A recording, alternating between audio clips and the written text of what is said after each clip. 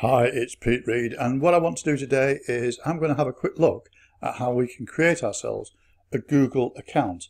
Now, creating a Google account would also give us things such as Gmail, a Google email address, and it will give us access to all sorts of other bits and pieces, such as some online storage and bits and things like that. So to start with, what we're going to do is going to create ourselves an account. Now, as you can see, I'm actually on the web at the moment. I'm on a browser. And here at the top here is the address that I've gone to, google.co.uk, and that brings up the Google page. Here I've got the sign in button, so I'm going to click on to sign in, and because I've already got a couple of accounts, we can actually see them here, but I'm going to add an account. Now again, it will give me the option of adding an account that I've already got to my site, or here I can create the account. Now when I go to create the account, it's going to ask me for various bits and pieces of information. It wants to know my name, it wants to know my username, it needs a password, it wants to know my date of birth, my gender, a mobile phone number, another email address if I've got one, and also it will ask me to tell me to read this number here so that I can show that I'm not actually a robot, and it will ask me for my my location. Okay, so I'm going to start out then by telling it some bits of information. So my name is Pete Reed. There we go. And then I can choose my own username. Now the problem we have with usernames is that it has to be unique. So for example, if I wanted to be called Pete Reed, and if I click out of here, then it will say, no, somebody's already got that username, try another. And it will suggest other names that I could actually have that would be available. So I could actually go and use one of those, or I could actually make one up for myself. So I'm going to go for Pete Reed 7730. And again, I remember the 7730 because when I was a soldier many years ago, that was my last four. So I'll remember that. And if I click outside of there, yep, that's unique. Nobody else has got that one. So it allows me to move on to create a password. Now, a password needs to be at least 8 characters long. And ideally, you should make it something that's not easy for somebody else to guess. However, passwords are notoriously difficult because you get asked for them on every single site you ever go to. So what I do for low risk sites like my Google account, I would have something that I do know and something that I can bring to mind easily. So for example, I could use the first line of the first address that I can remember living on as a child.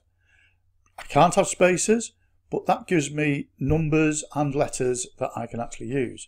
So I'm going to use that as my password. Oops, if I can type accurately.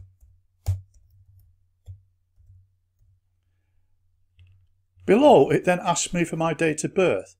Now, the reason why they want your date of birth is that ideally they do not want you to, or they want to be able to show that you are over a certain age so that you can actually get certain content from your website.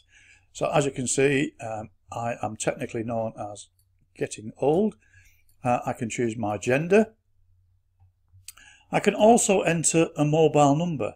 Now the idea of being able to enter a mobile number is that the mobile will then be able to be used as a second verification.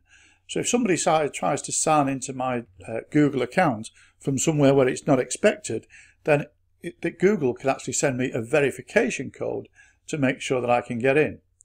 Also, if I forget my password, then again, Google will be able to sort of send me hints and things to my mobile phone to help me to get in.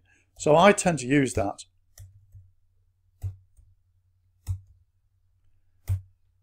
I won't enter a second email address.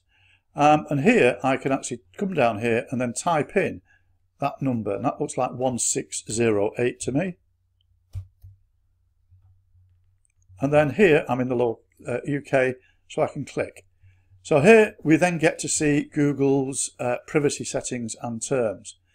Now what happens is that Google does actually collect lots of information about you, about what you're searching for, about how they will actually then be able to supply you with Google ads that are relevant against your search terms and things of that nature. So again, what it does is it requires you to agree with that. Some people really dislike the way that Google and other people actually collect that information. But as you can see, I have now got Pete Reed 7730 as a password. It's going to ask me if I want to save the password.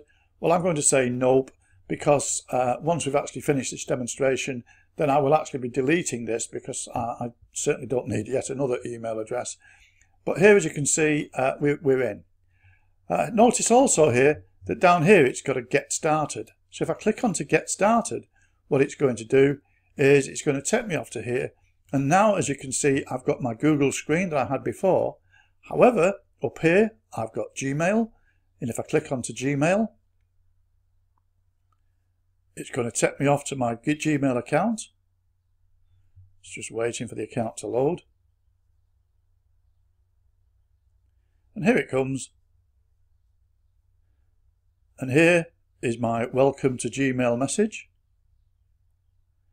Yeah, and here it will give me a little bit of a walkthrough of the various things in terms of how I can actually make this my own and personalize it, how I can then use it on my mobile phone, on my tablet, and anything else. And email, it says, is just the beginning, because we can now make phone and video calls from Gmail. So there we go, and I can say go to Gmail. So here we are in my Gmail account. As you can see, I've got a couple of 3 emails that have come in already. These are from the Gmail team to help me to get to use the system. But there I am. I've now created myself a Google account. I hope you found that useful, and talk to you later. Cheers, bye.